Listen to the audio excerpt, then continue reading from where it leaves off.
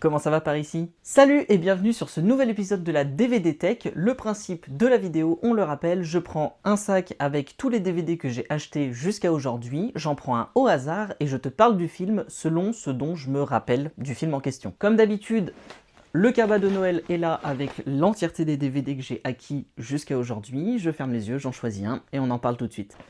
Alors... ça fait un moment que j'ai pas tourné ce format-là et du coup, j'espère que je vais tomber sur des trucs vraiment originaux. Ok, super.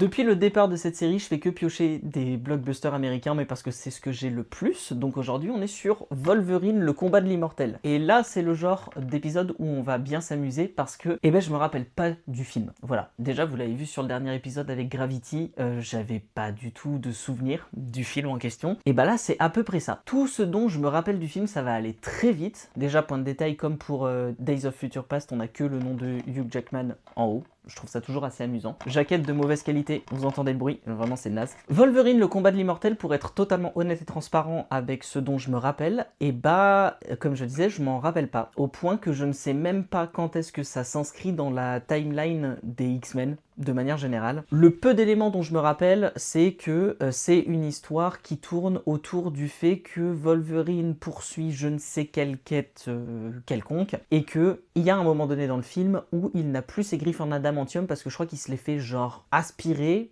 par une meuf, je crois, mais je ne suis plus sûr du tout. Je me rappelle qu'à un moment donné dans le film, en tout cas, il y a une antagoniste avec qui il se bat, mais c'est tout ce dont je me rappelle de ce film. Pour être totalement honnête, si je l'ai en DVD, je pense que soit c'était une lubie quand j'étais ado où je me suis dit il faut absolument que je l'achète, soit c'est parce qu'on me l'a offert. Mais vraiment, je me rappelle pas de ce film. Et c'est ça que je trouve assez dingue, c'est de l'avoir chez moi et de ne pas du tout m'en rappeler. Mais c'est aussi assez symptomatique des films du MCU depuis un petit moment, et notamment des films X-Men. Étant donné que je peux pas vous parler du film plus en détail, je vais vous parler un petit peu de comment je vois les choses à ce niveau-là, et ce que ça questionne aussi sur le fait qu'on s'en rappelle pas. Sur l'épisode d'Hunger Games, je vous disais par exemple que le troisième bouquin de la saga et le troisième film, j'arrivais pas à m'en rappeler. Et pour autant, je pense que j'en ai plus de souvenirs que ce film-là. Ce film-là, je m'en rappelle pas parce que je pense tout simplement qu'il n'est pas intéressant. Alors, peut-être qu'il y a des personnes ici qui sont super fans de ce film, et je suis désolé si on n'est pas d'accord, mais le fait est que si c'était vraiment intéressant, je m'en rappellerai. Et si c'était vraiment mauvais, je m'en rappellerai aussi, parce que X-Men Origins Wolverine, pour le coup, je m'en rappelle. Je m'en rappelle pas complètement, mais je m'en rappelle quand même un petit peu. Du coup, j'ai triché, j'ai relu le résumé juste de la boîte, et donc ça se passe 7 ans après X-Men, l'affrontement final, donc c'est toute la période où Wolverine doit vivre avec la mort de Jean Grey, concrètement, dont il était amoureux, on rappelle, dans une relation à sens unique, presque un petit peu bizarre, et il se retrouve au Japon pour veiller sur l'héritière d'un gars qui est en train de mourir, qui est à la tête d'un empire, et en gros concrètement c'est Wolverine qui combat des Yakuza. Et donc c'est bien ce que je disais, il y a bien une antagoniste qui est une femme contre qui il va se battre. Mais du coup, comme je disais, moi ça me pose question, tous les films de l'univers X-Men notamment qui tournent autour de Wolverine, parce que, j'ai l'impression que c'est que des mauvais films. En l'occurrence, j'ai pas vu le film Logan, que je regarderai un jour, mais en l'occurrence, tout ce que j'ai vu en films qui sont vraiment centrés sur Wolverine, c'était jamais hyper extraordinaire. J'ai l'impression que c'est à partir de là qu'ils ont commencé à se dire qu'il fallait revoir un petit peu les personnages, que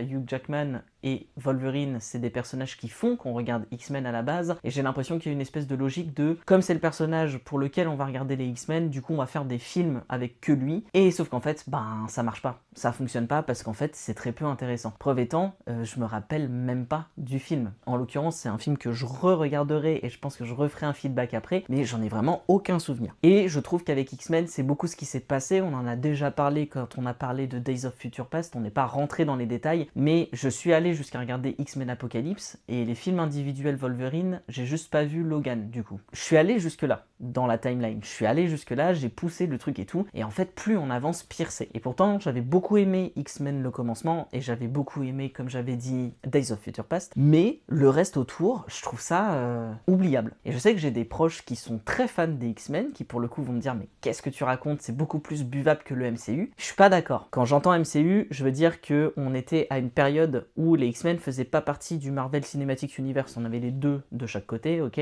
Maintenant ils essaient de remettre ensemble. Est-ce que c'est une bonne idée? Je suis pas sûr, mais Voilà, à l'époque où ça s'est sorti, il n'était pas question de crossover entre les univers. Et moi, du coup, l'univers X-Men, j'ai commencé à m'y perdre très tôt, parce que comme j'avais déjà dit, entre les 3 premiers, puis ce qu'ils ont fait comme reboot, qui en fait était en lien, mais pas vraiment, avec ce qui avait été déjà fait avant, etc., je trouve qu'on s'y perd. Et pour moi, ce film, il est symptomatique de ça, c'est-à-dire, en fait, c'est un film de remplissage qu'on a fait parce qu'il faut le faire et parce qu'on veut étendre un lore, mais qu'on n'a pas correctement étendu avant. Il y a des choses qui se contredisent, etc., qui font que, voilà, ce film-là, franchement, qui l'a vu et s'en souvient. Si ma mémoire est bonne, quand je suis allé voir ce film au cinéma, je l'ai pas trouvé exceptionnel. Pour autant, je suis assez surpris de l'avoir en DVD, je pense encore une fois qu'on a dû me l'offrir, ou alors je l'ai acheté par principe. J'ai eu une époque quand j'étais plus jeune où en fait j'achetais les DVD des films parce que j'aimais bien regarder ça à la maison, parce que c'était le seul moyen de regarder des films à la maison. Et du coup, certainement que je l'ai acheté dans ce cadre-là. Le fait est que je sais que je l'ai vu au cinéma, comme je disais, mais que pour que j'en ai à ce point pas le souvenir, sachant que j'ai dû le regarder plusieurs fois quand même, c'est vraiment que le truc ne m'a pas marqué du tout. Donc je ne sais pas ce qu'il en est en termes d'antagoniste, je ne sais pas quel est le fil narratif, je ne sais pas où est-ce qu'on veut nous emmener, etc. Mais pour moi, ça doit être encore un énième film de remplissage. Si on met Wolverine, encore une fois, sur le devant de la scène, et les gens vont venir voir, on va faire de l'argent et c'est tout ce qui compte. Donc voilà, je pourrais pas aller plus loin dans l'analyse de Wolverine, le combat de l'immortel, mais toi par contre, tu peux me donner ton avis sur le film dans les commentaires dès maintenant. Je te dis à très bientôt pour un prochain film dont je me rappellerai peut-être ou peut-être pas.